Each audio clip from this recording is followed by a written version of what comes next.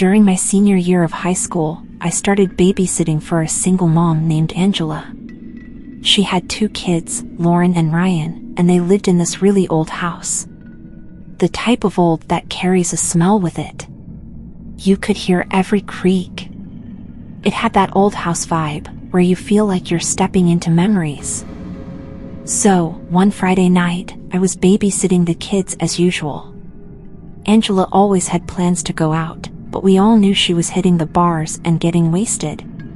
She'd always stumble in later, leave some money on the dining table, mumble a slurred thank you, and head upstairs without even seeing me.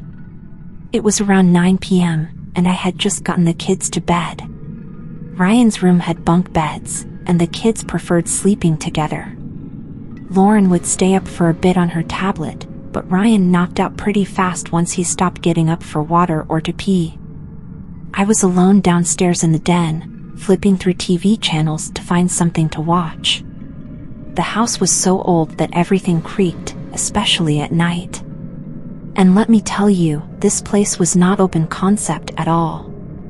Every room was closed off with walls and doors. Suddenly, I heard a faint knock on the front door. I could see it from the den, as it was a straight shot from where I was sitting.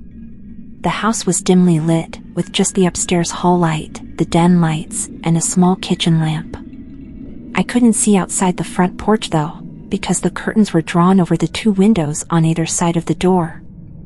I figured it was just another creaky noise, a product of the old house. Plus, I'm a stickler for locking doors, so I felt pretty safe. I guess I learned from all the horror movies I used to watch. I decided to ignore the knock, even though it got my heart pumping a bit. I continued flipping through channels without paying much attention. But then, the knock came again. Louder this time. Loud enough to rule out a creaky floorboard. I couldn't ignore it anymore. I had to check. So, I crouched down, trying to be sneaky, and looked out the window from a low angle. I wanted to see if someone was there without giving away my position. To my relief, there was no one outside. Just an empty street bathed in the glow of old-fashioned street lamps and a dark front yard cast in shadow by some big trees. I let out a sigh, convinced it was just a harmless prank. Ding-dong ditch was pretty common in our town. So, I walked back to the couch, chuckling at my own paranoia. Maybe I should have realized that from the start. But as soon as I settled down, I heard yet another knock. This time, it was even louder than before. Annoyance replaced my fear. I had 2 sleeping kids upstairs, and if this kept up, they'd wake up. That meant dealing with getting them back to bed. I got up from the couch and pulled back the curtain, revealing nothing but an empty well-lit porch. I turned the porch light on and then off again a few times, hoping to scare off whoever was playing the prank. Finally, I left the light on and walked back to the couch, hoping the pranksters got the message. But, of course, I was wrong. Just a few minutes later, the most thunderous knocking I'd ever heard shattered the silence. It felt like someone was trying to break the door down. I was starting to get really annoyed at this point. I stormed to the front door, pulled back the curtain, and flicked the light on again. And there, standing before me, was a person wearing a full-blown bunny rabbit costume. Easter bunny style, but really old and super dirty. For a moment, I was frozen in shock. A creepy bunny costume? That was the last thing I expected. But what got to me were those eyes. The person inside the costume had cut out the mesh, so their eyes were staring right at me. Those eyes looked empty, and it felt like I would be swallowed up if I stared for too long. Without hesitation, I jumped back, pulled out my phone, and dialed 911. I kept my eyes on the bunny man, but I moved away from the window. I wasn't just calling because of the strange rabbit on the porch. No, it was those haunting eyes that made me fear for my safety. I frantically dialed 911, my voice trembling as I relayed the terrifying situation unfolding on the porch. A man dressed in a creepy bunny costume had been incessantly knocking on my door for what felt like an eternity. I pleaded with the dispatcher to send help, my heart racing as I mentioned that I was babysitting 2 children. After providing my name and address, the dispatcher assured me that officers were nearby and on their way.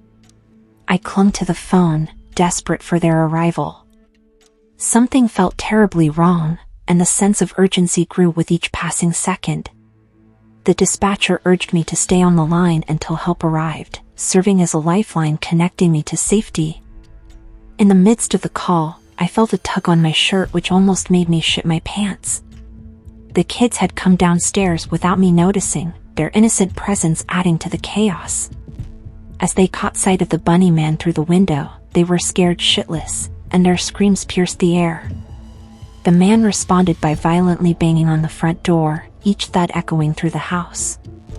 Reacting quickly, I pulled the phone away from my ear, holding it in my trembling hand as I gathered the terrified children in my arms.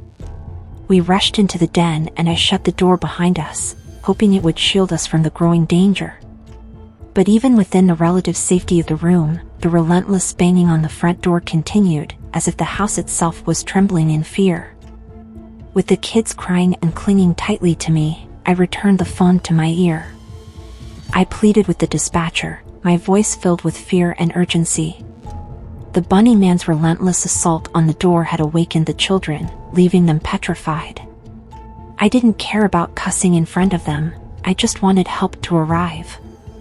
The dispatcher reassured me that the officers were only a few minutes away and advised us to find a safe place to hide. In the cramped den, options were limited, but I locked the door and resolved to stay put. The dispatcher reminded me to remain calm and keep the door secured until the police arrived. But the loud banging persisted, filling the room with an overwhelming sense of dread. I feared that the door would give way under the man's relentless assault. Just as I thought the worst, the banging suddenly ceased. The silence that followed was eerie, leaving me on edge. I relayed the change in the situation to the dispatcher, relieved yet apprehensive. The dispatcher informed me that officers were in the neighborhood, urging me to stay put. As the minutes stretched on, the weight of the situation pressed upon me. I yearned for the arrival of the officers, my hope fading with each passing second. Finally, the dispatcher's voice broke the silence, announcing that the police had reached the scene. Yet, contrary to my belief, the dispatcher revealed that the front door had been wide open upon their arrival. Confusion washed over me as I realized that the door, which I know was locked, had been mysteriously left ajar. Somehow when the police arrived, the front door was wide open even though I knew it was locked and had even checked after that second time I heard a knock, and the bunny man was nowhere to be seen. The police did a search of the house, which was all clear. No one was inside except the 3 of us, and they didn't find him around the outside of the house either. They said they would canvass the neighborhood, but I'm not sure if anything came of it. They did leave an officer to wait outside the house until Angela got home, but I called her once I was able to get off the phone with the dispatcher. I think they could see how shaken I was. I refused to babysit for anyone for a long time after that night, maybe a solid year. When I did start babysitting again, it was really easy money. I was in college and needed the extra cash. Even though some time had passed, I would still jump anytime I heard anything outside after dark. To this day, I don't know if they ever found the bunny man. I know that's a stupid name, but I don't know what else to call him. I don't know what his intentions were. Maybe it was just to scare the shit out of random people, or maybe it was something worse, but either way, that was by far the creepiest thing to ever happen to me while babysitting.